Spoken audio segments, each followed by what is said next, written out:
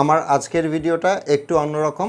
সম্প্রতি একটা প্রতারক চক্র বা হ্যাকার চক্র যেটাই বলি না কেন, তারা কিন্তু দূর থেকে আপনার মোবাইল হ্যাক করে আপনার মোবাইল ব্যাংকিং বা ব্যাংকের যে অ্যাপ আছে সেটাতে ঢুকে আপনার ব্যাংক থেকে কিংবা মোবাইল ব্যাংকিং অ্যাপ থেকে টাকা সরিয়ে নিচ্ছে।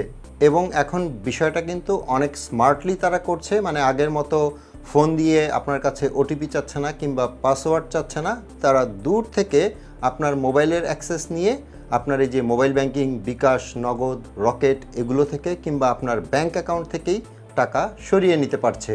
এখন অনেকেই হয়তো ভাবছেন যে আমার তো ব্যাংক অ্যাকাউন্টই নেই কিংবা আমার রকেটে, নগদে, বিকাশে তেমন কোনো টাকাই থাকে না, সো আমার চিন্তা নেই। ব্যাপারটা কিন্তু এতটাও সিম্পল না।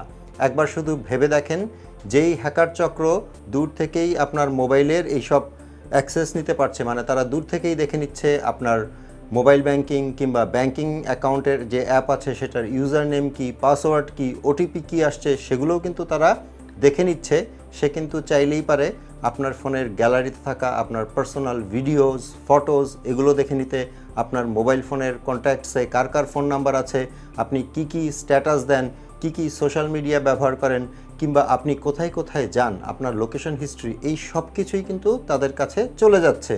এখন প্রশ্ন হচ্ছে তারা কিভাবে এই কাজগুলো করছে এবং আমাদের করণীয় কী, যেন তারা আমাদের ফোনটাকে হ্যাক করে আমাদের এই ব্যাংক অ্যাকাউন্ট বলেন কিংবা মোবাইল ব্যাংকিং অ্যাকাউন্ট বলেন এখান থেকে যেন টাকা পয়সা নিয়ে নিতে না পারে, কিংবা আমাদের যেসব পার্সোনাল ডাটা আছে সেগুলো যেন তারা নিতে না পারে।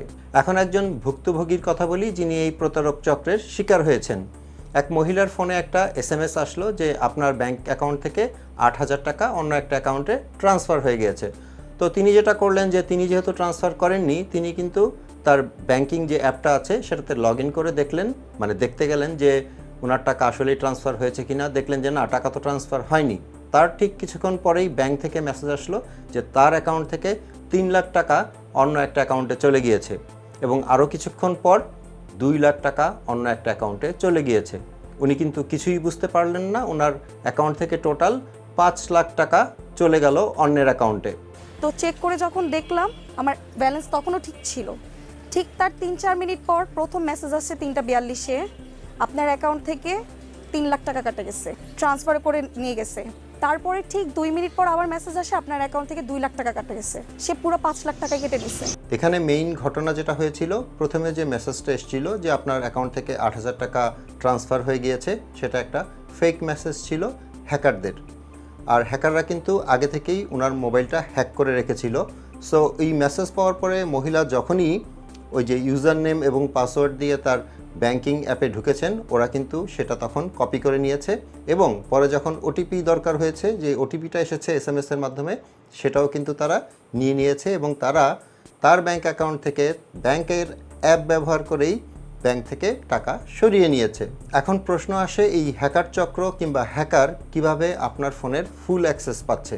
বিভিন্ন সাইবার সিকিউরিটি এবং বিশেষজ্ঞর মতামত থেকে আমি যেটা বুঝলাম সেটা হচ্ছে, এই হ্যাকাররা যেটা করে, বিভিন্ন সময়ে আপনাকে হয়তো একটা ব্যাংকের নাম থেকে কিংবা কোনো প্রমোশনাল অ্যাক্টিভিটিস হচ্ছে এরকম এক ধরনের SMS পাঠাবে। সেখানে হয়তো একটা লিঙ্ক থাকবে, আপনি যদি ওই লিঙ্কে ক্লিক করেন তাহলে কিন্তু আপনার ফোনটা হ্যাক হয়ে যাবে।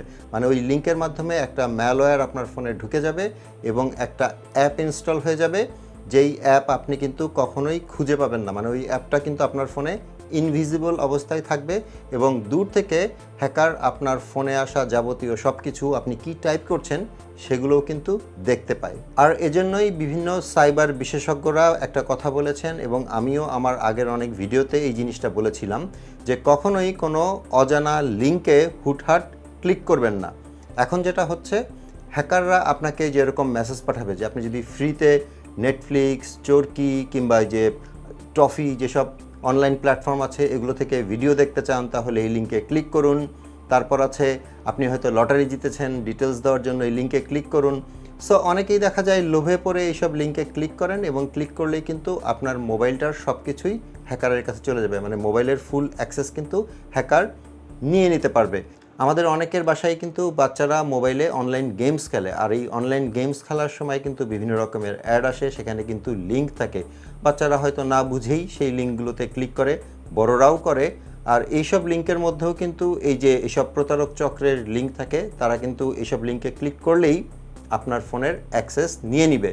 সো না জেনে না বুঝে এরকম উল্টাপাল্টা লিঙ্কে ক্লিক না করাই ভালো, এবং যেসব অ্যাপ প্লে স্টোর এবং অ্যাপ স্টোরে পাওয়া যায় না সেই সব অ্যাপ ফ্রিতে পাওয়ার জন্য যে থার্ড পার্টি ওয়েবসাইট আছে সেখান থেকে ডাউনলোড করে ইনস্টল না করাই ভালো।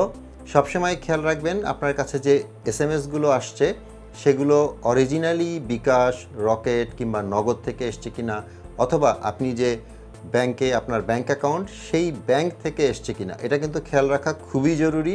এবং যদি কোনো কিছু না বুঝেন তাহলে না বুঝেই কোনো লিঙ্ক থাকলে সেটাতে ক্লিক করবেন না। আর মোবাইলকে হ্যাকারের কাছ থেকে নিরাপদে রাখতে চাইলে আরও কী করণীয় আছে আমাদের, সেটার উপর কিন্তু আমার বিস্তারিত ভিডিও আছে। আমি এই ভিডিওর ডেসক্রিপশনে অথবা এন্ড স্ক্রিনে ওই ভিডিওটার লিংক দিয়ে দিব, আপনারা চাইলে সেখান থেকে দেখে নিতে পারেন। এছাড়া এরকম আরও নতুন নতুন মোবাইল রিলেটেড ভিডিও দেখতে চাইলে আমার ইউটিউব চ্যানেলটা সাবস্ক্রাইব করে নিতে পারেন এবং ফেসবুক পেজটাকে ফলো করে রাখতে পারেন। যারা অলরেডি করে ফেলেছেন থ্যাংক ইউ সো মাচ। এই ভিডিওটা দেখে ভালো লাগলে কিন্তু লাইক মাস্ট আর শেয়ার অবশ্যই করবেন। আপনাদের সাথে আমার দেখা হবে পরবর্তী ভিডিওতে ইনশাল্লাহ। সে পর্যন্ত সবাই ভালো থাকবেন, নিরাপদে থাকবেন। আসসালামু আলাইকুম।